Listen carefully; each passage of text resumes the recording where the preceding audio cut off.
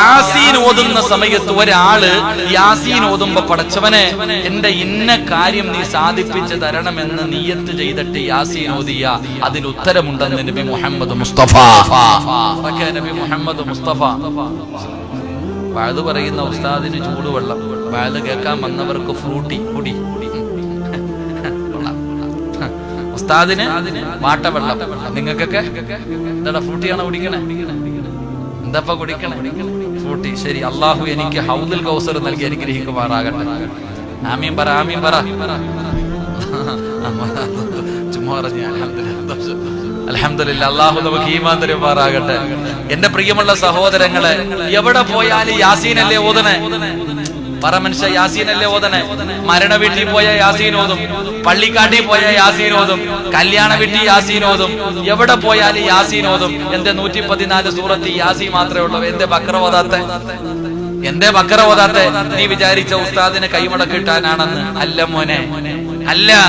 യാസീൻ ഓതുമ്പോ നിന്റെ മനസ്സിൽ എന്താണോ നീയത്ത്, ആ നീയത്ത് അല്ലാഹു നിനക്ക് സാധിപ്പിച്ചു തരുമെന്ന് ആദരവായ പ്രവാചകൻ നബി മുഹമ്മദ് മുസ്തഫ സല്ലല്ലാഹു അലൈഹി വസല്ലം തങ്ങൾ പറഞ്ഞു, നീ ഖുർആൻ ഓത്, നീ ഖുർആൻ ഓത്. എവിടാപ്പ ഖുർആൻ ഓതല്? നിക്കാഹ് നടക്കുന്ന സദസ്സിലൊക്കെ സൂപ്പർ ഫാസ്റ്റ് പോകുന്ന പോലെ ഫാത്തിഹ ഓതുന്നേ. കല്യാണ വീട്ടിൽ യാസീൻ ഓതിയിട്ടുണ്ടോ? ഉണ്ടോ? നിങ്ങൾ പറ, ഏത് കല്യാണം നടക്കുന്ന സദസ്സിലാ മോനെ യാസീൻ ഓതിയിട്ടുള്ളത്? അവിടെ ഉസ്താദ് ചൂട് മൊട്ട വായിലിട്ടിട്ടുണ്ട്, എന്തോ ചൂട് വായിക്ക് കത്തിട്ടിട്ട് ഇതിനേക്കാളും സ്പീഡിൽ ഓതാൻ പറ്റത്തില്ല, അങ്ങനത്തെ ഓതലാ ഓതണേ. എന്നാൽ ഏതെങ്കിലും കല്യാണ വീട്ടിൽ നിക്കാഹ് നടത്തിയിട്ട് ഒരു യാസീൻ ഓതി നോക്കിക്കേ, അന്ന് അവിടെ ഉഹദ് യുദ്ധം നടക്കും. പടച്ചവനെ, നിങ്ങൾ ചിന്തിച്ചു നോക്ക്. എന്റെ പ്രിയപ്പെട്ട സഹോദരങ്ങളെ, ഞാൻ പറയുന്നത് നിങ്ങളുടെ ജീവിതം നാട്ടുകാരെന്തു പറയുന്നല്ല. എടാ, ഒരു വീട് വെക്കും, 2 നിലയുള്ള കൊട്ടാരം പണിതു, തിന്നാൻ വിളിക്കുമ്പോ എല്ലാരും വന്ന് ഭക്ഷണവും കഴിച്ചിട്ട് പറയും, അവന്റെ അഹങ്കാരം കണ്ടോ, എന്തിനാടാ ഇത്രയും വലിയ വീട്? അവന്റെ വീട് ഇതിനെക്കാളും വലിയ വീടാ. നീ ഒരു വീട് വെച്ചു, താമസം കയറില്ലെന്ന് നാട്ടുകാരൻ മുഴുവനും വിളിച്ചപ്പോ ആ വീട്ടിൽ കയറി വന്നിട്ട് നീ വെച്ചു കൊടുത്തത് തിന്നിട്ട് നിന്റെ ഇറച്ചിയും തിന്നിട്ട് പോകും. അതൊന്നും പോരാ, എന്തെല്ലാം പറയോ, അവന്റെ അഹങ്കാരം കണ്ടോ, എവിടുന്ന് അറബി എത്തിക്കാനിലാക്കിയിട്ട് കൊണ്ടുവന്നതാടാ, ഇതൊന്നും ഹലാലായ പൈസ അല്ലടാ, നിന്റെത് തിന്നിട്ട് പ്രാവിയിട്ട് കണ്ണെറ് നടത്തിയിട്ട് ഇറങ്ങിപ്പോകും. അതുകൊണ്ടാണ് ഈ പഴയ ആൾക്കാരൊക്കെ പറയുന്നത്, ഞങ്ങളുടെ നാട്ടിലൊക്കെ വീടിന്റെ പണി പരിപൂർണമായിട്ട് ചെയ്യാറില്ല, ഒരല്പം ബാക്കി വെച്ചേക്കും, കണ്ണീറ് കിട്ടാതിരിക്കാൻ. എല്ലാം ചെയ്തു കഴിഞ്ഞാല്, എല്ലാം കഴിഞ്ഞിട്ട് അപ്പൊ ആര് വന്നാലും പറയും, വീടിന്റെ പണി പൂർത്തീകരിച്ചില്ല, അൽഹംദുലില്ലാ അങ്ങ് തുടങ്ങിയതാ, ഒരല്പമെങ്കിലും വെക്കും. അതിനെന്ത്? എന്തിനാ? ചില വീടിന്റെ മുന്നിൽ ഇങ്ങനെ കോലം കെട്ടിയിട്ടിരിക്കും. എന്തിന്? കണ്ണീറ് കിട്ടാതിരിക്കാൻ. കണ്ണീറ് വലിയ വിഷയമാ. അള്ളാന്റെ റസൂൽ സല്ലല്ലാഹു അലൈഹി വസല്ലം തങ്ങൾ പടച്ചും കാത്തിരക്ഷിക്കുമാറാകട്ടെ. ഞാൻ തമാശ പറഞ്ഞതല്ല, ഹദീസ് തന്നെയുണ്ട്. ഉദാഹരണം പറഞ്ഞ, വീടിന്റെ മുന്നിൽ നല്ല മനോഹരമായിട്ട് ഒരു വാഴ ഇങ്ങനെ കൊലച്ചു നിൽക്കാം. അപ്പൊ ചില ആൾക്കാർ ഇങ്ങനെ റോഡിൽ കൂടെ പോകുമ്പോ പറയും, ആമിന, എന്തൊരു കൊലയാടി ഇത് പടച്ചവനെ, അല്ലാഹുവേ, ആ കൊല അവിടെ നിന്ന് അടയാളം പോലും കാണൂല, കരിഞ്ഞു പോകും. അത് അവരെ കുറ്റം പറഞ്ഞിട്ട് കാര്യമില്ല, ചില ആൾക്കാരുടെ നാവ് അങ്ങനെ. എന്റെ പ്രിയപ്പെട്ട, ഞാൻ എന്റെ ഒരു അനുഭവം, വലിയ പെരുന്നാളിന് ഉളുഹിയ അറുക്കാറുണ്ട്. അപ്പൊ പോത്തിനെ വാങ്ങാൻ വേണ്ടി ഒരു അച്ചായന്റെ വീട്ടിൽ പോയി. എന്റെ ജീവിതത്തിൽ ഞാൻ പഠിച്ചതാ. ഒരു അച്ചായന്റെ വീട്ടിൽ അദ്ദേഹം എല്ലാ വർഷവും ഇങ്ങനെ പോത്തിനെ വാങ്ങി വളർത്തും, എന്നിട്ട് കൊടുക്കും. അപ്പൊ അച്ചായന്റെ വീട്ടിൽ പോകുമ്പോ ഒരു മനോഹരമായ പോത്തുണ്ട്, പക്ഷെ പോത്തിന്റെ വാലിലെ തോൽ ഉരിഞ്ഞു പോയി. അത് കാരണം അച്ചായൻ തന്നെ പറഞ്ഞു, ഉസ്താദ്, ഇത് നിങ്ങൾക്ക് ഉളുഹിയയ്ക്ക് പറ്റുന്നതല്ല. അപ്പൊ അദ്ദേഹം പറഞ്ഞ ഒരു കഥയുണ്ട്, എനിക്ക് ഇന്നും ഓർമ്മയുണ്ട്. ഞാൻ ചങ്ങനാശ്ശേരി പഴയ പള്ളിയിൽ നിന്ന് അവിടുത്തെ സെക്രട്ടറി ഉൾപ്പെടെയാ പോയെ. അപ്പൊ അയാള് പറയാ, ഉസ്താദെ, ഒരുത്തൻ ഇത് നോക്കാൻ വന്നു. ഇത് നോക്കാൻ വന്നിട്ട് ഇതിന്റെ വാല് കണ്ടപ്പോ അവൻ പറഞ്ഞു, അവൻ പൈസ പറഞ്ഞു, പക്ഷെ അങ്ങോട്ടും ഇങ്ങോട്ടും വിലയുടെ കാര്യത്തിൽ അങ്ങോട്ട് ക്ലിയർ ആയില്ല. അപ്പൊ ഇവൻ പറഞ്ഞു, ഇതിന്റെ വാല് വല്ലാത്തതാച്ചാ, എന്തൊരു വാല, പടച്ചവനായ. അവൻ പറഞ്ഞിട്ട് അങ്ങ് പോയി. പിറ്റേ ദിവസം കാക്ക വന്ന് കൊത്തി കൊത്തി ആ വാലങ്ങ് പോയി. ഒറ്റ വാക്കേ പറഞ്ഞുള്ളൂ, വല്ലാത്ത വാലാന്ന്. ഇതെല്ലാം കഴിഞ്ഞ് ഇതിന്റെ വാല് പോയി കഴിഞ്ഞപ്പോ ഇവൻ വന്ന് വീണ്ടും വില പറയാൻ, വാല് പോയില്ലേ, അച്ചായ കൊടുക്കുന്നു. അപ്പൊ അച്ചായൻ പറഞ്ഞു, ഇത് ഉളുഹിയയ്ക്ക് പറ്റത്തില്ല. അപ്പൊ ഓൻ പറയാ, അതൊന്നും കുഴപ്പമില്ല, ഞാൻ വേറെ ഒരു വാലുണ്ട് പൊട്ടിച്ചു വെച്ചേരാന്ന്. അപ്പൊ ഞാൻ പറഞ്ഞത് ആ ഒരു വാക്ക് കണ്ണീർ വല്ലാത്തതാ. ഇന്നത്തെ വീട് പണിക്കൊക്കെ എല്ലാം മനോഹരമായിട്ട്, ഇപ്പം വീടിന് നിങ്ങൾ ചിന്തിച്ചു നോക്കിക്കേ, പടച്ചവനെ, ഇപ്പൊ നിസ്കരിക്കാൻ തന്നെ ഒരു റൂമുണ്ട് വീട്ടിൽ. ഏത് പുതിയ വീടെടുത്ത് നോക്കിയാലും ആ വീടിന്റെ അകത്ത് നമസ്കാര റൂം എന്ന് പറഞ്ഞൊരു റൂമുണ്ട്. അള്ളാഹു കാത്തിരക്ഷിക്കുമാറാകട്ടെ. അങ്ങനെ ഒരു റൂമുണ്ടോ സഹോദര? നിങ്ങളുടെയൊക്കെ പഴയ കാലത്ത് നിങ്ങൾ ചിന്തിച്ചു നോക്ക്, അങ്ങനെ ഒരു റൂം നിങ്ങളുടെ വീടിന്റെ അകത്ത് ഉണ്ടായിരുന്നു. ഞാൻ ഒരു ഉദാഹരണം ചോദിച്ചതാ, ഇനി ഇതാരും ക്ലിപ്പാക്കിയേക്കരുത്. ഞാൻ ചോദിച്ച ഒരു കാര്യം, അങ്ങനെ ഒരു റൂം പണ്ട് നമ്മുടെ വീട്ടിലുണ്ടായിരുന്നു? ഇല്ല. നമ്മുടെ വീടിന്റെ അകത്ത് എല്ലാ റൂമിലും നിസ്കരിക്കുമായിരുന്നു. നമ്മുടെ വീടിന്റെ അകത്ത് ഇപ്പൊ പുതിയൊരു മോഡൽ നിസ്കാര റൂം എന്ന് പറഞ്ഞൊരു റൂം, അതിനകത്ത് വേറെ ആരും കയറാറില്ല, പൊടിയടിച്ച് അവിടെ തന്നെ കിടക്കും. എന്റെ പ്രിയപ്പെട്ടത്, അതുപോലെ അടുക്കള, എത്ര അടുക്കളയുണ്ട്? 3 എണ്ണം. 1 അല്ല 3 എണ്ണം. എന്റെ പ്രിയപ്പെട്ടവരെ, സത്യത്തിൽ മഹത്തുക്കൾ പറയുന്നത് വീട്ടിൽ ഒരു അടുക്കളയെ പാടുള്ളതാണ്. കാരണം എന്താ?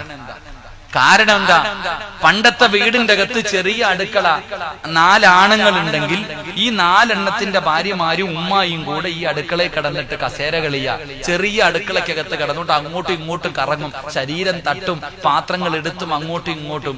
ഇവരുടെ ചർച്ചകൾ മുഴുവനും ആ അടുക്കളക്കകത്താ. പക്ഷേ അവരാ ഒരു ചെറിയ റൂമിന്റെ അകത്ത് കിടന്ന് കറങ്ങിയപ്പോ അവരുടെ മനസ്സിൽ അസൂയയില്ലായിരുന്നു, കുശുമ്പില്ലായിരുന്നു, അടിയില്ലായിരുന്നു, ബഹളമില്ലായിരുന്നു. മനസ്സുകൾ തമ്മിൽ അടുത്തിരുന്നു. ഇപ്പോഴോ ഒരെണ്ണം ഇവിടെ, ഒരെണ്ണം അവിടെ, ഒരെണ്ണം വെളിയിൽ, എന്നിട്ട് സ്ക്രൂ കൊടുക്ക, അവസാനം അടിച്ചു പിരിയ. മനസ്സുകൾ അകന്നുപോയി. എന്റെ പ്രിയപ്പെട്ടവരെ, നമ്മുടെ ഇന്നത്തെ വീടുകളുടെ അവസ്ഥ എന്ന് പറഞ്ഞാൽ, എല്ലാവരും ഇന്ന് വീട് പണി നടത്തുമ്പോ നിങ്ങൾ ചിന്തിക്കണം സഹോദര, എല്ലാരും കഞ്ഞിമൂലയാ നോക്കണേ. ഒരാള് വീട് പണിയുമ്പോ വേണ്ട നിയമം എന്താണെന്ന് ആദ്യം ഉസ്താദന്മാരോട് ചോദിച്ചു പഠിക്കുക. ഒരാള് വീട് പണിയുന്ന സമയത്ത്, ഒരു വീട് പണിയുമ്പോൾ ആ വീടിന് ഇസ്ലാം പറയുന്ന നിയമം എന്താ നോക്ക്. അല്ലാതെ ആശാരി പറയുന്ന എന്തിനാ കേൾക്കണേ? വീട് അല്ലെങ്കിൽ എഞ്ചിനീയർ പറയുന്ന എന്തിനാ കേൾക്കണേ? നിന്റെ വീടിന്റെ അകത്ത് നിനക്ക് സമാധാനം വേണമെങ്കിൽ അവസാനം വീട് പണിയും, ലക്ഷങ്ങൾ മുടക്കിയിട്ട് വീണു പണിയും, അവസാനം ഏതെങ്കിലും തങ്ങന്മാര് വന്നിട്ട് പറയും ഇടിച്ചു കളഞ്ഞേക്കാൻ. എന്നാൽ ആദ്യം ചോദിച്ചുകൂടെ സഹോദര, ഒരു വീട് പണിയുമെങ്കിൽ ഇസ്ലാം പറയുന്ന 3 കാര്യങ്ങളുണ്ട്, അതാ വേണ്ടത്. അല്ലാതെ കന്നിമൂലയല്ല. വാതിൽ ഇവിടെ വന്നാ കുഴപ്പം, അവിടെ വന്നാ കുഴപ്പം, ഇതിലേ കയറിയ കുഴപ്പം, എവിടെ കയറിയാലും കുഴപ്പം തന്നെയാ. അള്ളാഹു കാത്തിരക്ഷിക്കുമാറാകട്ടെ. അതുകൊണ്ട് വന്നതിന് ശേഷം കടന്ന് നെഞ്ചത്തടിക്കാതെ ഏത് കാര്യം ചെയ്യുമ്പോഴും നീ ആലോചിക്ക്. ഞാൻ പറഞ്ഞു വന്നത് യാസീനോദ് സഹോദര, യാസീനോദ്, അള്ളാഹുവിന്റെ ഖുർആനോദ്. മുത്തുനബിയുടെ പൊരുത്തം നിനക്ക് ലഭിക്കും, അള്ളാഹുവിന്റെ റസൂലിന്റെ സ്നേഹം നിനക്ക് ലഭിക്കും. ഒരാൾ യാസീൻ ഓതിയിട്ട് ദുആ ചെയ്താൽ ആ യാസീൻ ഓതുന്നവൻ എന്താണോ മനസ്സിൽ കരുതിയത് അള്ളാഹു അതവന് കൊടുക്കും. യാസീൻ ഓതിയിട്ടുള്ള ദുആയ്ക്ക് ഉത്തരമുണ്ടെന്ന് നബി മുഹമ്മദ് മുസ്തഫ സല്ലല്ലാഹു അലൈഹി വസല്ലമ തങ്ങൾ പറയുകയാ. അതുകൊണ്ട് യാസീൻ ചെറിയ ഒരു സൂറത്താണെന്ന് കരുതിയിട്ട് നിങ്ങൾ അങ്ങനെ തള്ളിക്കളയരുത്. എന്തിനാണ് ഖബറിന്റെ ചാരത്ത് പോയിരുന്ന് യാസീൻ ഓതുന്നത്? ഇനിയെങ്കിലും പഠിക്കടാ ചെറുപ്പക്കാരാ. തിരക്കാണല്ലോ, പള്ളിപ്പറമ്പിൽ കിടക്കുന്ന വാപ്പാടെ ഖബറിന്റെ ചാരത്ത് പോയിട്ട് ഫാത്തിഹ ഓതിയിട്ട് ഓടുന്ന മക്കളുണ്ട്. സ്നേഹം കൊണ്ട് പറയുകയാ, നിങ്ങൾ ഖബറിന്റെ ചാരത്ത് പോയി നിന്ന് യാസീൻ ഓതണേ. എന്തിനാ ബോധാൻ പറഞ്ഞത്? നിങ്ങൾ പള്ളിയിലെ ഉസ്താദിനെ വിളിച്ച് നിർത്തിയിട്ട് ഓതിപ്പിക്കണമെന്ന് ഞാൻ പറയുന്നില്ല. നിനക്ക് ഓതാൻ അറിയുമെങ്കിൽ നിന്റെ മാതാപിതാക്കളുടെ ഖബറിന്റെ ചാരത്ത് പോയി നിന്നിട്ട് യാസീൻ ഓത്. ആ യാസീൻ ഓതുന്നതിലൂടെ കിട്ടുന്ന പ്രതിഫലം എന്താ? അല്ലാഹുവിന്റെ പ്രവാചകൻ അവിടെന്ന് പറഞ്ഞു, സ്വഹാബാ, ഖബറിന്റെ അകത്ത് കിടക്കുന്ന നിന്റെ വാപ്പാ 40 ദിവസം രക്ഷപ്പെടുമടാ പൊന്നുമോനെ. വാപ്പാടെ ഖബറിന്റെ ചാരത്ത് നിന്ന് യാസീൻ ഓതിയാൽ ആ മണ്ണിനടിയിൽ കിടക്കുന്ന നിന്റെ വാപ്പയുണ്ടല്ലോ, ആ വാപ്പയുടെ ഖബറിന്റെ അകത്ത് 40 ദിവസം അല്ലാഹു അദാബ് മാറ്റിവെക്കുമെന്ന് ആദരവായ പ്രവാചകൻ നബി മുഹമ്മദ് മുസ്തഫ സല്ലല്ലാഹു അലൈഹി വസല്ലമ തങ്ങൾ പറയുമ്പോ, എന്റെ പ്രിയമുള്ളവരെ, 10 മണിക്ക് പരിപാടി അവസാനിപ്പിക്കേണ്ടതുള്ളത് കൊണ്ട് ഞാൻ അവിടെ നിന്ന് വിശദീകരിക്കുന്നില്ല. 4മതായിട്ട് അല്ലാഹുവിന്റെ റസൂൽ അവിടെ നിന്ന് പറയുകയാ, മുത്തുനബിയുടെ പൊരുത്തം വാങ്ങണേ, മുത്തുനബിയുടെ പൊരുത്തം വാങ്ങണേ. 5ാമത്തെ കാര്യം എന്തെന്നറിയുമോ? 5ാമത്തെ കാര്യം എന്താ? അല്ലാഹുവിന്റെ പ്രവാചകൻ സല്ലല്ലാഹു അലൈഹി വസല്ലമ തങ്ങൾ പറയുകയാ, 5ാമത്തെ കാര്യം എന്തെന്നറിയുമോ? നിന്റെ മാതാപിതാക്കളുടെ അനുവാദവും പൊരുത്തവും നീ വാങ്ങണേ എന്ന് നബി മുഹമ്മദ് മുസ്തഫ സ്വല്ലല്ലാഹു അലൈഹി വസല്ലമ തങ്ങൾ അവിടെന്ന് പറയുകയാണ്, നിന്റെ ഉമ്മയുടെ അനുവാദം വാങ്ങണ്, നിന്റെ വാപ്പയുടെ അനുവാദം വാങ്ങണ്.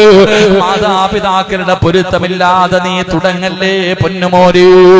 എത്ര പേരാ വാപ്പയോട് അനുവാദം ചോദിച്ചത്?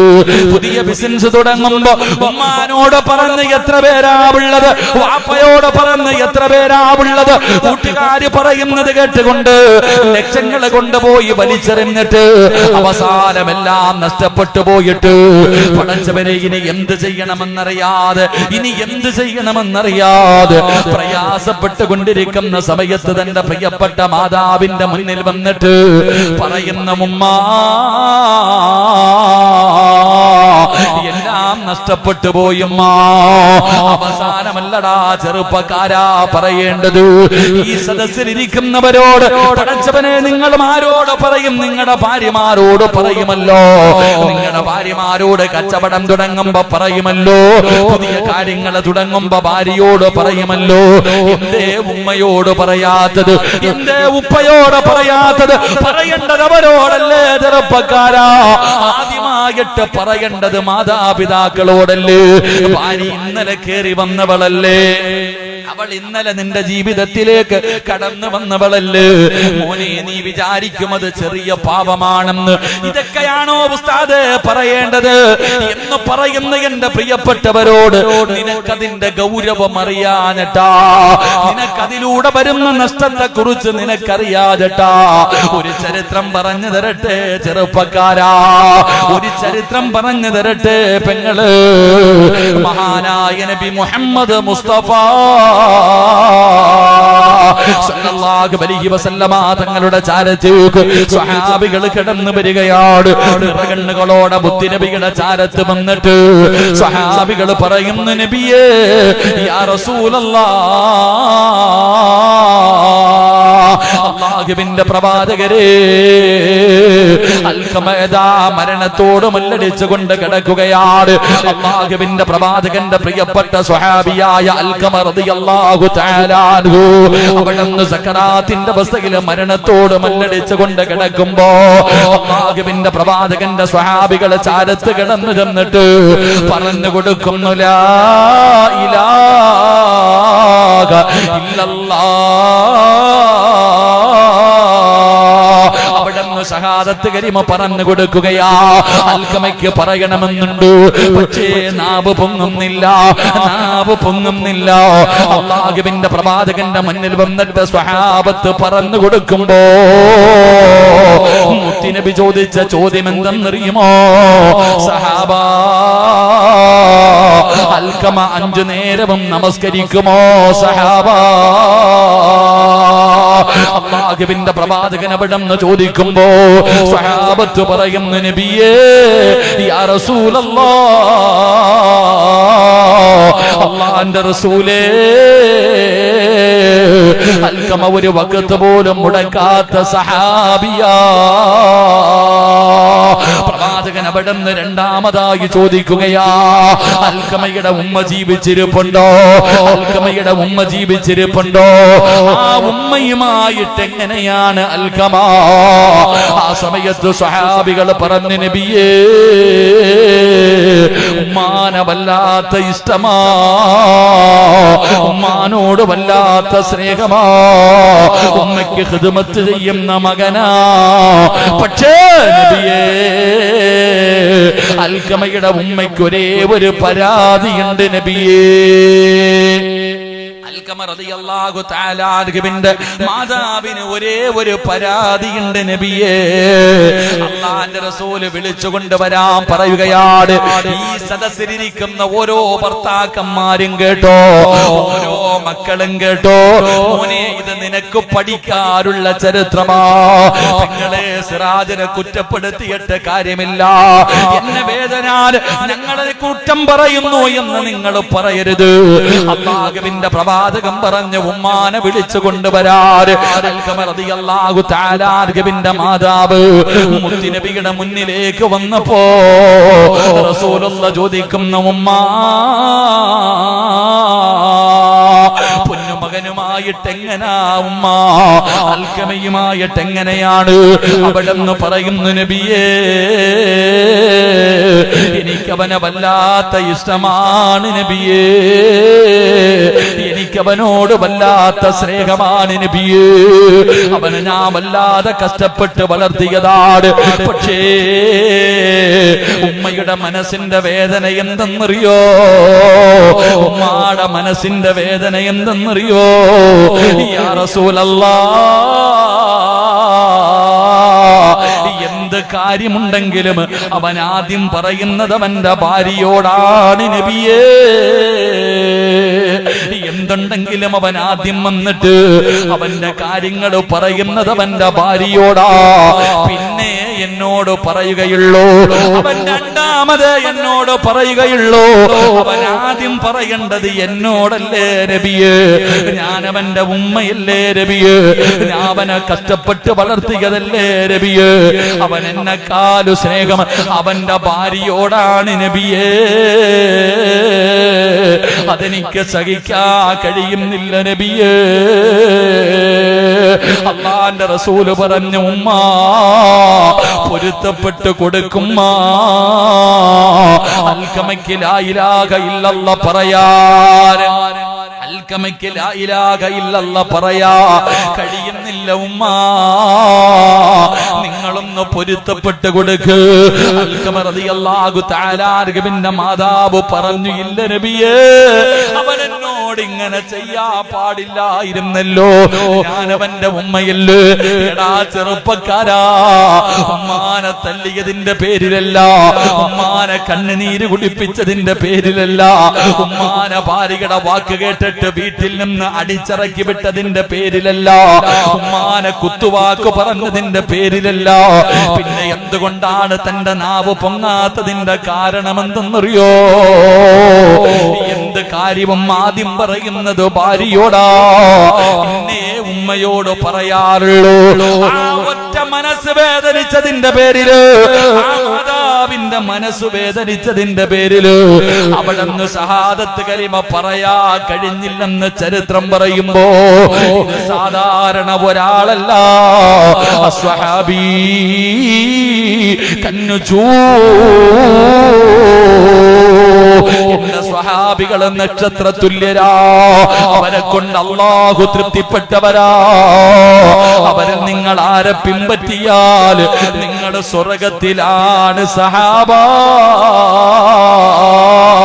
എന്ന് അല്ലാഹുവിന്റെ റസൂല് പറഞ്ഞ സ്വഹാബിയാ. അതുകൊണ്ട് എന്റെ പ്രിയപ്പെട്ടവരോട് പറയുകയാ, ഉമ്മാനെക്കാല് സ്ഥാനം കൊടുക്കുന്ന, ഉമ്മയെക്കാല് ഭാര്യയ്ക്ക് സ്ഥാനം കൊടുക്കുന്ന ഒരുപാട് ഭർത്താക്കന്മാരുണ്ട്. ഭാര്യയുടെ മുന്നിൽ പോയ സർവ്വ രഹസ്യങ്ങളും പറയുമല്ലോ, പറഞ്ഞിട്ടെന്ത് കിട്ടാനാ ചെറുപ്പക്കാരാ? ഈ നിരന്നിരിക്കുന്ന ഭർത്താക്കന്മാരോട് ചോദിക്കട്ടെ, ഏതെങ്കിലും കച്ചവടം ചെയ്തിട്ട് നഷ്ടം വന്നപ്പോ, ഏതെങ്കിലും കച്ചവടം നടത്തിയിട്ട് നഷ്ടത്തിലായി, ലക്ഷങ്ങളുടെ നഷ്ടം വന്നു, വീട്ടിൽ കയറി ചെന്നിട്ട് പെണ്ണുമ്പിള്ള എടുത്ത് പറഞ്ഞ അവള് പറയുന്ന വാക്കെന്താ? അങ്ങനെ തന്നെ വേണം.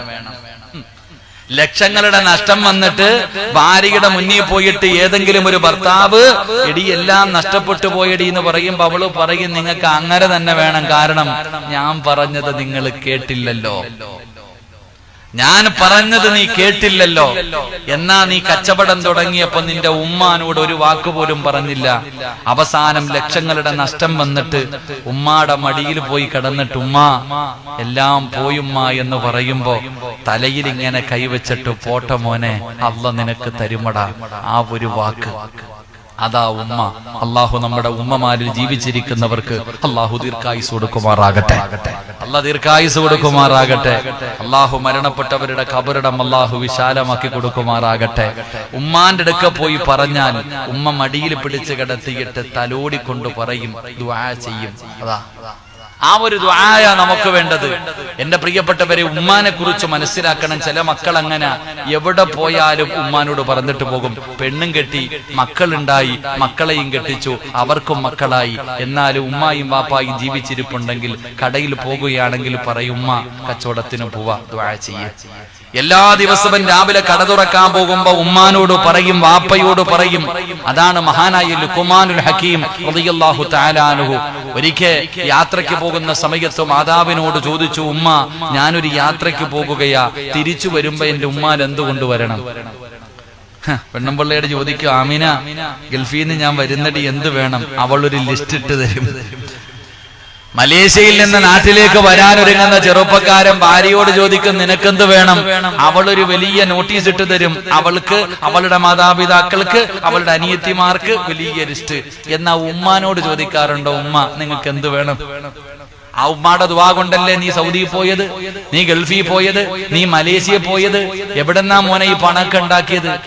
നട്ടം തിരിഞ്ഞ് ഈ നാട്ടിലൂടെ തെക്ക് വടക്ക് നടന്നപ്പോ ഉമ്മ 50 രൂപ പള്ളിയിലെ ഉസ്താദിന്റെ അടുത്ത് കൊടുത്തിട്ട് പറഞ്ഞു, ഉസ്താദ് എന്റെ മോനൊരു ജോലി കിട്ടാൻ ദുആ ചെയ്യ്, ഗൾഫിൽ പോവാ. അങ്ങനെ നീ ഗൾഫിൽ പോയി. അള്ളാഹുവേ, അവിടെ പോയപ്പോ കാട്ടറബിയുടെ കൂടെ നടക്കണത്, വലിയ ചൂട്, വലിയ കഷ്ടപ്പാട്, ശമ്പളമില്ല, ഭക്ഷണമില്ല, കുബൂസും വെള്ളവും. വിളിച്ചു പറഞ്ഞപ്പോ ഉമ്മ പറഞ്ഞു, ഇല്ല മോനെ, അറബിയുടെ മനസ്സൊക്കെ മാറും, ഞാൻ ദുആ ചെയ്തോളാം. പടച്ചവനെ, ഉമ്മ ഇവിടെ കിടന്ന് ദുആ ചെയ്തു. അപ്പൊ അൽഹംദുലില്ലാ അറബിയുടെ മനസ്സ് മാറി, ശമ്പളമായി, റബ്ബിന്റെ സഹായം കിട്ടി. അൽഹംദുലില്ലാ നീ നല്ല നിലയിലായി, വലിയ വീട് വെച്ചു, എല്ലാമായി. എന്നിട്ട് നാട്ടിലേക്ക് വരാൻ സമയത്ത് നീ ഭാര്യയോട് ചോദിക്കായി എന്ത് വേണം? ഉമ്മാനോട് ചോദിക്കാറില്ല. വാപ്പാനോട് ചോദിച്ചിട്ടുണ്ടോ? ഞാൻ ചോദിക്കട്ടെ, ഇവിടെ ഇരിക്കുന്നതിൽ പലരും ഗൾഫിൽ പോയിട്ട് പ്രവാസികളാ. നിങ്ങൾ ചിന്തിക്ക്, നിങ്ങൾ ഗൾഫിൽ നിന്ന് വരാൻ സമയത്ത് നിങ്ങളുടെ വാപ്പാനോട് ചോദിച്ചിട്ടുണ്ടോ, വാപ്പ നിങ്ങൾക്ക് എന്താ വേണ്ടേന്ന്? ചോദിക്കത്തില്ല. കാരണം എന്തേ? എപ്പോഴും വാപ്പ ഇങ്ങനെ കടിച്ചോണ്ട് നടക്കും, ചിരിക്കാറില്ല. നമ്മൾ വിചാരിച്ചിരിക്കുന്നത് നമ്മുടെ വാപ്പായ്ക്ക് നമ്മളോട് സ്നേഹമില്ലെന്ന. എന്നാ ഉമ്മാനെക്കാളും സ്നേഹം വാപ്പയ്ക്കാ, പക്ഷെ പുറത്ത് കാണിക്കാറില്ല. വാപ്പമാര് സ്നേഹം പുറത്ത് കാണിക്കാറില്ല. കാരണം കാണിച്ചു കഴിഞ്ഞാൽ തോടി കയറിയിരിക്കും. അതുകൊണ്ടാ കൊച്ചുകുട്ടികളെയും പട്ടിക്കുട്ടികളെയും അടുപ്പിക്കരുതെന്ന. കാരണം എന്തേ? ഇങ്ങോട്ട് കൂടുതൽ കാണിച്ചു കഴിഞ്ഞാൽ പിന്നെ വിലയുണ്ടാകത്തില്ല. എന്റെ പ്രിയപ്പെട്ടവരെ, വാപ്പമാർ അത് മനസ്സിന്റെ ഉള്ളിൽ വല്ലാത്ത സ്നേഹമാ. അള്ളാഹുവേ, എല്ലാരും പറയാറുണ്ട് ഉമ്മാടെ കാൽച്ചുവട്ടിലാ സ്വർഗം കിടക്കുന്നേന്ന്. അപ്പൊ ഈ അടുത്ത് കാസർഗോഡുള്ളൊരു ചെറിയ പയ്യൻ ഉമ്മാനോട് ചോദിച്ചു, ഉമ്മാടെ കാൽച്ചുവട്ടിലാണ് സ്വർഗം കിടക്കുന്നത്, അപ്പൊ വാപ്പാടെ കാലിന്റെ ചുവട്ടി ജഹന്നമാണ് കിടക്കണമെന്ന് വെച്ചേ. എന്റെ പ്രിയപ്പെട്ട സഹോദരങ്ങളെ, ഞാൻ പറഞ്ഞു വന്നത് ലുഖ്മാനുൽ ഹക്കീം റളിയല്ലാഹു തആല അൻഹു. ഖുർആനില് ഒരു അധ്യായത്തിന്റെ പേര് തന്നെ ലുഖ്മാൻ എന്ന, ഒരു സൂറത്തിന്റെ പേര് തന്നെ ലുഖ്മാൻ എന്ന. ആ ലുഖ്മാനുൽ ഹക്കീം തങ്ങൾ ഒരു യാത്രയ്ക്ക് പോകാൻ തയ്യാറായപ്പോ ഉമ്മാനോട് ചോദിച്ചു, ഉമ്മ പോയിട്ട് വരുമ്പോ എന്ത് വേണം എന്റെ ഉമ്മച്ചിക്ക്? എന്റെ പെറ്റുമ്മായ്ക്ക് എന്ത് വേണം? ഞാൻ കൊണ്ടുവരാ ഉമ്മ. ഉമ്മ പറഞ്ഞു, എനിക്കൊന്നും വേണ്ട. ഇല്ല ഉമ്മ, പറ. ആ സമയത്ത് പറഞ്ഞു, നീ തിരിച്ചു വരുമ്പോ സ്വർഗത്തിലെ ഒരു പിടി മണ്ണ് വാരിയിട്ട് വന്നാ മതി, ഒന്നും എനിക്ക് വേണ്ട. നീ തിരിച്ചു വരുമ്പോ സ്വർഗത്തിലെ ഒരു പിടി മണ്ണ് വാരിയിട്ട് വരണം. ലുഖ്മാൻ ഹക്കീം റളിയല്ലാഹു തആല അൻഹു ചോദിച്ചു, സ്വർഗത്തിലെ മണ്ണ് വേണോ? അതിനെന്തിനാ ഞാൻ പോയിട്ട് വരണവരെ കാത്തിരിക്കണേ? ഇപ്പൊ തരാം ഉമ്മ. ഉമ്മയ്ക്ക് സ്വർഗത്തിലെ മണ്ണല്ലേ വേണ്ടേ? ഉമ്മാടെ കാൽച്ചുവട്ടിൽ ഇരുന്നിട്ട് പറഞ്ഞു, ഒന്ന് കാലുവെക്കുമ്മ. ഉമ്മ കാലുവെക്കിയപ്പോ ആ കാല് ചുംബിച്ചിട്ട് കാലിന്റെ അടിയിൽ നിന്ന് ഒരു പിടി മണ്ണ് വാരി ഉമ്മയുടെ കൈ വെച്ചിട്ട് പറഞ്ഞു, ഇതാ ഉമ്മ സ്വർഗത്തിലെ മണ്ണ്. അള്ളാഹു നമുക്ക് ഈമാൻ നൽകുമാറാകട്ടെ. അപ്പൊ ഞാൻ പറഞ്ഞു വന്നത്, എന്റെ പ്രിയമുള്ള സഹോദരങ്ങളെ, ഉമ്മായോടും വാപ്പാനോടും അനുവാദം ചോദിക്കണം. ഏത് ബിസിനസ് തുടങ്ങുമ്പോ അപ്പൊ നീ ചോദിക്കൂ, ഉസ്താദെ വാപ്പ പള്ളിപ്പറമ്പിൽ കിടക്കല്ലേ, എങ്ങനെ അനുവാദം ചോദിക്കാം? പോയി ചോദിക്കണം മോനെ. പള്ളിപ്പറമ്പിൽ കിടക്കുന്ന പിതാവിന്റെ ഖബറിന്റെ ചാരത്ത് പോയിട്ട് നീ ചോദിക്കണം. റസൂലുള്ളാഹി സ്വല്ലല്ലാഹി അലൈഹി വസല്ലം തങ്ങൾ പറഞ്ഞില്ലേ, ഖബറിന്റെ ചാരത്ത് നിന്ന് നടന്നു പോകുമ്പോ ആ നടത്തത്തിന്റെ ശബ്ദം പോലും ഖബറാളി കേൾക്കുമെന്ന് നബി മുഹമ്മദ് മുസ്തഫ സ്വല്ലല്ലാഹു അലൈഹി വസല്ലം തങ്ങൾ പറഞ്ഞു തന്നല്ലോ. മരിച്ചുപോയ നിന്റെ മാതാപിതാക്കൾ കേൾക്കുന്നവരാണെന്ന് വിശ്വസിക്കുന്നവരാ നമ്മളൊക്കെ. മരിച്ചുപോയ മാതാപിതാക്കള് പടച്ചവനെ അവരുടെ ഖബറിന്റെ ചാരത്ത് നിന്നിട്ട് അസ്സലാമു അലൈക യാ അബീ, വാപ്പാടെ ഖബറിന്റെ ചാരത്ത് ചെന്ന് സലാം പറഞ്ഞിട്ട് ആ വാപ്പയോട് പറയണമുപ്പാ, ഞാനൊരു കച്ചവടത്തിനിറങ്ങുകയാവുപ്പാ, ഞാനൊരു വീട് വെക്കാനിറങ്ങുകയാവുപ്പാ, ഞാനൊരു വിവാഹത്തിന് പെണ്ണ് കാണാൻ ഇറങ്ങുകയാണ്. നിങ്ങളുണ്ടായിരുന്നെങ്കിൽ എന്റെ കൂടെ വരേണ്ടത് ഉപ്പയായിരുന്നല്ലോ, എന്റെ ഉമ്മയായിരുന്നല്ലോ. എന്റെ വീടിന് കുറ്റിയടിക്കുമ്പോ ആദ്യമായിട്ട് കൂടെ നിൽക്കേണ്ടത് എന്റെ ഉപ്പയായിരുന്നല്ലോ. നിങ്ങൾ കബറിലാണെങ്കിലും പടച്ചവരെ ദുആ ചെയ്യടേ ഉപ്പാ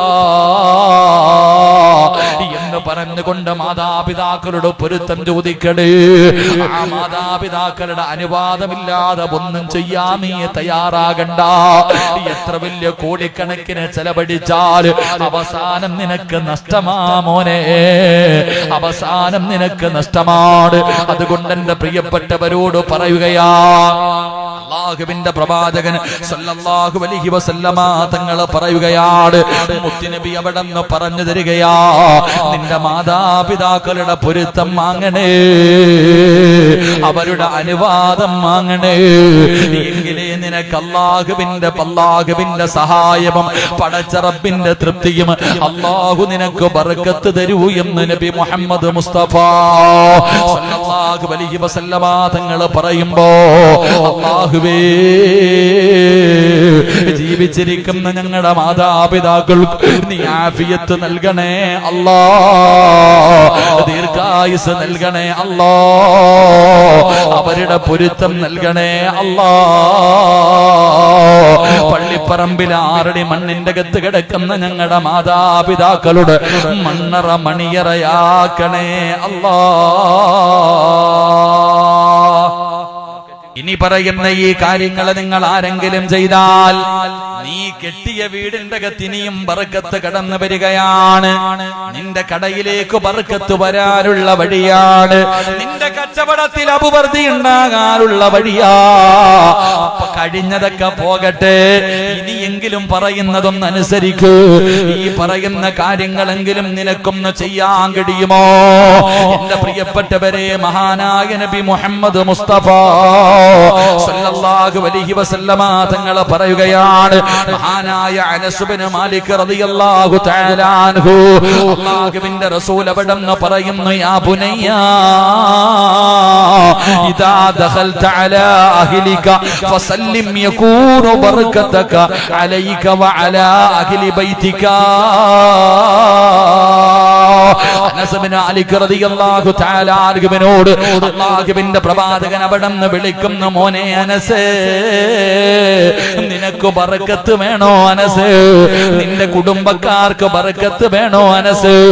വീടിന്റെ അകത്ത് ബർക്കത്ത് വേണമെന്ന് ആഗ്രഹിക്കുന്നവര്, കുടുംബ ജീവിതത്തിൽ ബർക്കത്ത് വേണമെന്ന് ആഗ്രഹിക്കുന്നവര്, സമ്പത്തിൽ ബർക്കത്ത് വേണമെന്ന് ആഗ്രഹിക്കുന്നവര്, കച്ചവടത്തിൽ ബർക്കത്ത് വേണമെന്ന് ആഗ്രഹിക്കുന്നവര്, കടയ്ക്കകത്ത് ബർക്കത്ത് വേണമെന്ന് ആഗ്രഹിക്കുന്നവര്, ബെഡ്റൂമില് ബർക്കത്ത് വേണമെന്ന് ആഗ്രഹിക്കുന്നവര്, ഭക്ഷണത്തില് ബർക്കത്ത് വേണമെന്ന് ആഗ്രഹിക്കുന്നവര്, അല്ലാഹുവിന്റെ റസൂലാണ് വിളിക്കുന്നത്, യാ ബുനയ്യ, മോനെ അനസ്, ഇദാ ദഖൽത അലാ അഹ്ലിക, നീ നിന്റെ വീട്ടുകാരുടെ മുന്നിലേക്ക് കടന്നു പോയാൽ, നീ നിന്റെ വീട്ടിലേക്ക് കടന്നു ചെന്നാ നീ എന്ത് ചെയ്യണമെന്നറിയുമോ? ഫസല്ലിം, നീ സലാം പറയണേ. അല്ലാഹുവിന്റെ പ്രവാചകം പറയുകയാ, ഇന്നത്തെ ഈ വഅദ് കഴിഞ്ഞിട്ട് നിങ്ങൾ ഓരോരുത്തരും നിങ്ങളുടെ വീട്ടിലേക്ക് കടന്നു ചെല്ലുമ്പോൾ, നിങ്ങൾ ഇന്നത്തെ വഅദ് കഴിഞ്ഞ് വീട്ടിലേക്ക് ചെല്ലുമ്പോ നിങ്ങൾ പറയണേ, അസ്സലാമു അലൈക്കും വറഹ്മത്തുള്ളാഹ്. നിങ്ങൾ സലാം പറയണേ. അങ്ങനെ സലാം പറഞ്ഞാ യകൂനു ബർക്കത, അല്ലാഹുവിന്റെ റസൂൽ പറയുന്ന യകൂനു ബർക്കത അലൈക വഅലാ അഹ്ലി ബൈതിക, നിന്റെ വീട്ടിൽ അല്ലാഹു ബർക്കത്ത് ചെയ്യുമെന്ന് ആദരവായ പ്രവാചകൻ നബി മുഹമ്മദ് മുസ്തഫ സല്ലല്ലാഹു അലൈഹി വസല്ലമ തങ്ങൾ പറഞ്ഞു, നിന്റെ വീടിന്റെ അകത്ത് ബർക്കത്ത് കിട്ടാനുള്ള ഒരു വഴി, നീ നിന്റെ വീട്ടിലേക്ക് ചെന്നാൽ സലാം പറയണേ എന്ന് നബി മുഹമ്മദ് മുസ്തഫ. ഉറക്കെ പറ, നബി മുഹമ്മദ് മുസ്തഫ. എങ്ങനാ സലാം പറയുന്നത് ഒന്ന് പറഞ്ഞേ, ഒന്ന് പറഞ്ഞങ്ങാതി. സലാം 3 രീതിയിൽ. സലാം 3 രീതിയിൽ. 1 അസ്സലാമു അലൈക്കും, 2 അസ്സലാമു അലൈക്കും വറഹ്മത്തുള്ളാഹ്, 3 അസ്സലാമു അലൈക്കും വറഹ്മത്തുള്ളാഹി തആല വബറകാതുഹു. ഇതിലെ ഏതാ പറയേണ്ടത്? സലാം 3 രീതിയിൽ. എന്തേ വെടികൊണ്ടതുപോലെ ഇരിക്കണേ, എന്തേ വെടികൊണ്ടതുപോലെ ഇരിക്കണേ? സ്വന്തം പെണ്ണുമ്പുള്ളയെ എടുത്ത് സലാം പറയണ എത്ര ഭർത്താക്കന്മാരുണ്ട് എന്നാലോചിക്ക്. വീട്ടിൽ കയറി ചെല്ലുമ്പോ ഭാര്യയോട് പറയാ അസ്സലാമു അലൈക്കും. ഇന്ന് വയത് കഴിഞ്ഞിട്ട് നിങ്ങൾ ആരെങ്കിലും വീട്ടിൽ പോയിട്ട് പെണ്ണുമ്പുള്ളയെ എടുത്ത് സലാം പറഞ്ഞ ഓള് ചിന്തിക്കും, പഠിച്ചവനെ ശൈത്താൻ വല്ലതും കൂടിയല്ല. പതിവാ ഇങ്ങനെ ആദ്യമായിട്ടാ. നിങ്ങൾ ചിരിക്കണ്ട. നിങ്ങളെങ്ങാണം പോയിട്ട് സലാം പറഞ്ഞ ഓ ആമിന ഇന്ന് വീട്ടിൽ പോയിട്ട് ബെല്ലടിച്ചു, കെട്ടിയവൻ ഉറക്കത്തിൽ നിന്ന് എഴുന്നേറ്റ് വരിക. ഇച്ച ഇങ്ങനെ ഇറങ്ങി വന്ന് വാതിൽ തുറക്കുമ്പോ ആമിനത്തെ ഇങ്ങനെ നിന്നിട്ട് അസ്സലാമു അലൈക്കും വറഹ്മത്തുള്ളാഹി തആല വബറകാതുഹു അങ്ങാരി വെടി കൊണ്ടതുപോലെ നിൽക്കുക. പടച്ചവനെ ഉസ്താദിന്റെ അടുക്കുന്ന ഒരു ചരട് പൊതി വാങ്ങണം. കാരണം വാതിന് പോയപ്പോ ഏതോ ശൈത്താൻ കൂടിയെന്ന്. കാരണം നമ്മളാരും പറയാറില്ല, നമ്മളാരും സലാം പറയാറില്ല. നമ്മളെക്കാളും വലിയ പിശുക്കന്മാര് ലോകത്തുമില്ല. അള്ളാഹു കാത്തിരക്ഷിക്കുമാറാകട്ടെ. എന്തേ മനുഷ്യ ഒരു സലാം പറഞ്ഞ ഫോൺ വന്നാൽ ആദ്യം ചോദിക്കുന്നത് ഹലോന്ന. സലാം പറയണ എത്ര പേരുണ്ട്? സ്വന്തം പെണ്ണുമ്പിള്ളയാ വിളിക്കുന്നതെന്നറിയാം. അറിയാത്ത നമ്പരാണെങ്കിൽ നിങ്ങൾ ചോദിക്കും, ഉസ്താദ് അറിയാത്ത നമ്പരാണെങ്കിൽ ഒരു അമുസ്ലിമാണ് വിളിക്കുന്നെങ്കിൽ സലാം പറയാൻ പാടുണ്ടോ? ഇല്ല. നിന്റെ പെണ്ണുമ്പിള്ളയാ വിളിക്കണേ, നമ്പര് നിനക്കറിയാം, എന്നാ നീ അസ്സലാമു അലൈക്കും എന്തേന്ന് ചോദിക്കില്ല. പെണ്ണുമ്പിള്ള വിളിച്ച് ആദ്യം ചോദിക്കുക എന്തേന്ന് ചോദിക്കണേ. ഭാര്യയെ വിളിക്കുമ്പോ അറിയാം. ഭാര്യയാണ് ഫോൺ വിളിക്കുന്നെങ്കിൽ അറിയാം. ചുമ്മാതെ നിൽക്കുക കൂട്ടുകാരുടെ കൂടെ. അപ്പോഴാണ് പെണ്ണുമ്പിള്ള ഫോൺ വിളിക്കണത്. എടുത്തിട്ട് എന്താടി, എന്താ വിശേഷം, സുഖം, കഴിഞ്ഞു, അസ്സലാമു അലൈക്കും. അപ്പൊ മനസ്സിലായിക്കൊണ്ട് അത് ഭാര്യയെ വിളിച്ചത്. വേറെ ആരെങ്കിലും വിളിക്കുവാണെങ്കിൽ ചോദിക്കും ഹലോ എന്താ, സുഖമാണോ, തിന്നോ, ഉറങ്ങിയോ, കടന്നോ, നടന്നോ? ഇതാ അവസ്ഥ. എന്റെ പ്രിയപ്പെട്ട സഹോദരങ്ങളെ, വീട്ടിലേക്ക് കടന്നുപോയാൽ സലാം പറയണം, അതും പരിപൂർണമായി പറയണം. ഇനി വീടിന്റെ അകത്ത് ആളില്ലെങ്കിലോ, വീടിന്റെ അകത്ത് ആളില്ലെങ്കിലും സലാം പറയണം. വീടിന്റെ അകത്ത് ആളില്ലെങ്കിലും സലാം പറയണം. നീ രാവിലെ കട തുറക്കാൻ പോവാ, എങ്ങനെ സലാം പറയണ്ടേ? കട തുറക്കുമ്പോ അല്ലാഹുവിന്റെ പ്രവാചകൻ പറയുന്നു അസ്സലാമു അലൈനാ വഅലാ ഇബാദില്ലാഹി സ്വാലിഹീൻ. കട തുറക്കുമ്പോഴും നീ സലാം പറയണേ. മടക്കാൻ കടക്കകത്ത് ആളില്ലെങ്കിലും അല്ലാഹുവിന്റെ മലക്കുകളുണ്ടല്ലോ, അല്ലാഹു ഇഷ്ടപ്പെട്ടവരുണ്ടല്ലോ. എന്റെ പ്രിയപ്പെട്ടവരെ, വീടിന്റെ അകത്ത് ആരുമില്ല, പൂട്ടിക്കിട്ടിരിക്കുകയാണ് എങ്കിലും വീടിന്റെ അകത്ത് കയറുമ്പോ അസ്സലാമു അലൈനാ വഅലാ ഇബാദില്ലാഹി സ്വാലിഹീൻ. അവിടുന്ന് സലാം പറയണേ. ഈ സലാം നിനക്ക് രക്ഷയാണ്. ഈ സലാം ബറക്കത്ത് കൊണ്ടുവരികയാണ്, അല്ലാഹുവിന്റെ സഹായം കൊണ്ടുവരികയാണ്. ഈ സലാം പറയുന്നതിലൂടെ നിന്റെ മനസ്സുകൾ അടുക്കുകയാ. അതുകൊണ്ട് പ്രവാചകൻ അവിടുന്ന് പറയുകയാ, സലാം പറഞ്ഞുകൊണ്ട് നിന്റെ വീട്ടിലേക്ക് കടന്നു ചെല്ലു. അല്ലാഹു നിന്നിലും നിന്റെ വീട്ടിലും ബർക്കത്ത് ചെയ്യുമെന്ന് ആദരവായ പ്രവാചകൻ നബി മുഹമ്മദ് മുസ്തഫ സല്ലല്ലാഹു അലൈഹി വസല്ലമ തങ്ങൾ പറയുകയാണ്. അതാ സലാം പറയുന്നവർക്ക് കിട്ടുന്ന പ്രതിഫലം എന്തെന്നറിയുമോ? വഅൻ അബീ ഉമാമ റളിയല്ലാഹു തആല അൻഹു ഖാല റസൂലുള്ളാഹി സ്വല്ലല്ലാഹു അലൈഹി വസല്ലം ഇന്ന ഔലൻ നാസി ബില്ലാഹ് മൻ ബദഅഹും ബിസ്സലാം. സലാം പറഞ്ഞുകൊണ്ട് തുടങ്ങണേ. ആദ്യം സലാം പറയുന്നവന്, ആദ്യമായിട്ട് സലാം പറയുന്നവന് ഒരാളെ കാണുമ്പോ അവൻ പറയട്ടെ എന്നല്ല, നീ പറയട്, നീ മത്സരിക്കട്. ആദ്യമായിട്ട് ആരാണോ സലാം പറയുന്നത് അവൻ അല്ലാഹുവിന്റെ സാമീപ്യം ലഭിക്കുമെന്ന് നബി മുഹമ്മദ് മുസ്തഫ സല്ലല്ലാഹു അലൈഹി വസല്ലമ തങ്ങൾ പറയുകയാണ്. അവൻ അല്ലാഹുവിന്റെ സാമീപ്യം ലഭിക്കുകയാണ്. അതുകൊണ്ട് എന്റെ പ്രിയമുള്ളവര്, വീട് വെച്ച് കഴിഞ്ഞു, കച്ചവടം തുടങ്ങിക്കഴിഞ്ഞു, കുടുംബജീവിതം തുടങ്ങിക്കഴിഞ്ഞു, അതാ വാഹനം എടുത്തു കഴിഞ്ഞു, ഇനി അതിനകത്ത് ബർക്കത്ത് കിട്ടാനുള്ള വഴിയാ നീ സലാം പറയടേ. അല്ലാഹു നിനക്ക് ബർക്കത്ത് ചെയ്യുമെന്ന് നബി മുഹമ്മദ് മുസ്തഫ സല്ലല്ലാഹു സല്ലല്ലാഹു അലൈഹി വസല്ലമ തങ്ങൾ പറയുന്നു, നിങ്ങളെ കേട്ടോ, രണ്ടാമത്തെ കാര്യമാണ്. ഇനി നിനക്ക് ചെയ്യാൻ പറ്റുന്ന രണ്ടാമത്തെ കാര്യം എന്തെന്നറിയുമോ? അല്ലാഹുവിന്റെ റസൂൽ പറയുകയാ, ഇജ്തമിഉ അലാ തുആമികും ഉദ്കുറു സ്മല്ലാഹി അലൈഹി. അല്ലാഹുവിന്റെ പ്രവാചകൻ അവിടെന്ന് പറയുകയാ, ബർക്കത്ത് കിട്ടാനുള്ള രണ്ടാമത്തെ വഴി എന്താ? ബർക്കത്ത് ലഭിക്കാനുള്ള രണ്ടാമത്തെ വഴി എന്താ? മുത്തുനബി എവിടെന്ന് പറയുകയാ, അല്ലാഹുവിന്റെ റസൂൽ എവിടെന്ന് പറയുകയാ, നിങ്ങൾ ഭക്ഷണം കഴിക്കുമ്പോ ബിസ്മില്ലാഹിർ റഹ്മാനിർ റഹീം, ബിസ്മി പറഞ്ഞുകൊണ്ട് ഭക്ഷണം കഴിക്കാൻ തുടങ്ങണേ. എന്റെ പ്രിയമുള്ളവരെ, ഈ നാട്ടിൽ അല്ലാഹുവിന് ഏറ്റവും ഇഷ്ടപ്പെട്ട വീട് ഏതെന്നറിയുമോ? നിങ്ങളുടെ ഈ നാട്ടില് അല്ലാഹുവിന് ഏറ്റവും ഇഷ്ടപ്പെട്ട ഭവനം ഏതെന്നറിയുമോ? അത് 2 നിലയുള്ള വീടല്ല, AC ഉള്ള വീടല്ല, ഒരുപാട് ഗാർഡനുള്ള വീടല്ല, സ്വിമ്മിംഗ് പൂളുള്ള വീടല്ല. പടച്ചവനെ, അല്ലാഹുവിന് ഏറ്റവും ഇഷ്ടപ്പെട്ട ഭവനം ഏതെന്നറിയോ? നെഞ്ചു ചിന്തിക്ക ചെറുപ്പക്കാരാ. ഈ സദസ്സിലിരിക്കുന്നവരോട്, ഭാര്യയോടും ഭർത്താവിനോടും ഞാൻ ചോദിക്കുകയാ, ഈ സദസ്സിലിരിക്കുന്ന മാതാപിതാക്കളോട് ചോദിക്കുകയാ, ഈ നാട്ടിൽ അല്ലാഹുവിന് ഏറ്റവും ഇഷ്ടപ്പെട്ട വീട് ഏതെന്നറിയുമോ? നിസ്കരിക്കുന്ന വീടിനെ കുറിച്ചല്ല, നോമ്പുകാരുള്ള വീടിനെ കുറിച്ചല്ല,